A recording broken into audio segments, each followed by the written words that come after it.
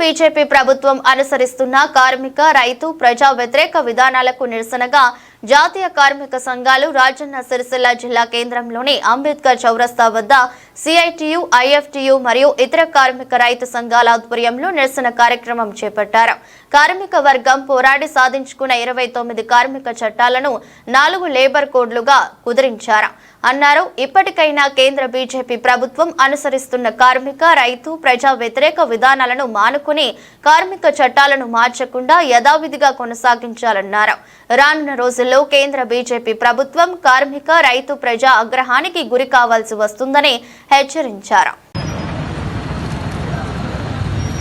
దేశ ఆర్థిక అభివృద్ధిలో ప్రధాన భాగస్వామ్యం పోషిస్తున్నటువంటి కార్మిక వర్గం రైతాంగం యొక్క వ్యతిరేక విధానాలు అవలంబిస్తున్నటువంటి బీజేపీ ప్రభుత్వానికి వ్యతిరేకంగా మరి కార్మిక వ్యతిరేక 4 లేబర్ కోడ్లను రద్దు చేయాలని, రైతు వ్యతిరేక చట్టాలను వెనక్కి తీసుకోవాలని, ప్రభుత్వ రంగ సంస్థల ప్రైవేటీకరణ మానుకోవాలని దాదాపు 18 డిమాండ్లతోని దేశంలోని అన్ని కార్మిక సంఘాలు, రైతు సంఘాలు ఆధ్వర్యంలో దేశవ్యాప్త నిరసన కార్యక్రమాలు చేపట్టడం జరుగుతూ ఉంది. మరి అందులో భాగంగా ఈరోజు మన రాజన్న సిరిసిల్ల జిల్లాలో అన్ని కార్మిక సంఘాల ఆధ్వర్యంలో, రైతు సంఘాల ఆధ్వర్యంలో ఇటు నిరసన కార్యక్రమాన్ని చేపట్టడం జరుగుతూ ఉంది. మరి ప్రధానంగా కేంద్రంలో 3వసారి అధికారంలోకి వచ్చినటువంటి బీజేపీ ప్రభుత్వము కార్మికుల హక్కులను కాలరాసే విధంగా కార్మికులు పోరాడి సాధించుకున్నటువంటి 29 కార్మిక చట్టాలను 4 లేబర్ కోడ్లుగా తీసుకొచ్చి కార్మికులు పెట్టుబడిదారులకు కట్టుబానిసలు చేసే విధంగా విధానాలు అవలంబిస్తూ ఉంది. ఈ కార్మిక లేబర్ కోడ్లు అమలైతే కనుక కార్మికులు సంఘం పెట్టుకునే హక్కు ఉన్నది, కనీస వేతనం అడిగే హక్కు ఉన్నది. అదేవిధంగా కార్మికులకు కనీస చట్టాలు హక్కులు ఎలాంటివి లేకుండా పోతాయి. కాబట్టి ఇవి కార్మిక వ్యతిరేక లేబర్ కోడ్లను రద్దు చేయాలని మరి అనేక సార్లు అన్ని కార్మిక సంఘాల ఆధ్వర్యంలో ప్రభుత్వం దృష్టికి తీసుకెళ్లినా కూడా పెడచేయన పెట్టినటువంటి పరిస్థితి ఉంది. మరి ఇప్పటికైనా కేంద్ర బీజేపీ ప్రభుత్వం కార్మిక వ్యతిరేక లేబర్ కోడ్లను రద్దు చేసి కార్మిక చట్టాలను యథావిధిగా కొనసాగించాలని మేము డిమాండ్ చేస్తూ ఉన్నాం.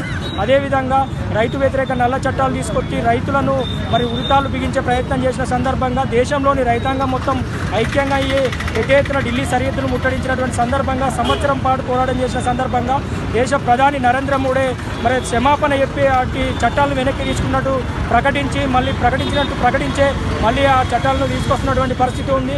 మరి రైతులు పండించిన పంటకు స్వామినాథన్ సిఫారసు కమిటీ ప్రకారము మరి మద్దతు ధర కల్పించాలని చెప్పినా కూడా ఇప్పటివరకు కల్పించడం లేదు. మరి ఆ రకంగా రైతులను మోసం చేస్తున్నటువంటి పరిస్థితి ఉంది. మరి బడా కార్పొరేట్ శక్తులకు కొమ్ము వాసే విధంగా దేశంలోని ప్రభుత్వ రంగ సంస్థలు సహజ సంపదలన్నీ కూడా కార్పొరేట్లకు చెప్తూ ప్రజలపై భారాలు మోపే విధంగా విధానాలను అవలంబిస్తూ ఉన్నాడు. ఒకవైపు ఈ కార్మిక రైతు ప్రజా వ్యతిరేక విధానాలు అవలంబిస్తూనే మరోవైపు మరి దేశ ప్రజానీకం దృష్టి మరల్చే విధంగా తమ ఎన్నికల్లో రాజకీయ లబ్ధి కోసం ప్రజలను మతాల మధ్య, కులాల మధ్య చిచ్చులు పెడుతూ మరి వీళ్ళని పక్కదో పట్టిస్తున్నటువంటి పరిస్థితి ఉంది. ఈ సందర్భంగా ఇప్పటికైనా కేంద్ర ప్రభుత్వం తన కార్మిక రైతు ప్రజా వ్యతిరేక విధానాలను మానుకొని ఈ డిమాండ్లని నెరవేర్చాలి. లేకుంటే రాబోయే రోజుల్లో కార్మిక వర్గాన్ని, రైతాంగాన్ని, ప్రజానీకం అందరినీ కూడా ఐక్యం చేసి పెద్ద ఎత్తున ఉద్యమాలు నిర్మించైనా సరే ఈ కేంద్ర బీజేపీ ప్రభుత్వ మెడలు వంచుతామని చెప్పి సందర్భంగా హెచ్చరిస్తా ఉన్నాం.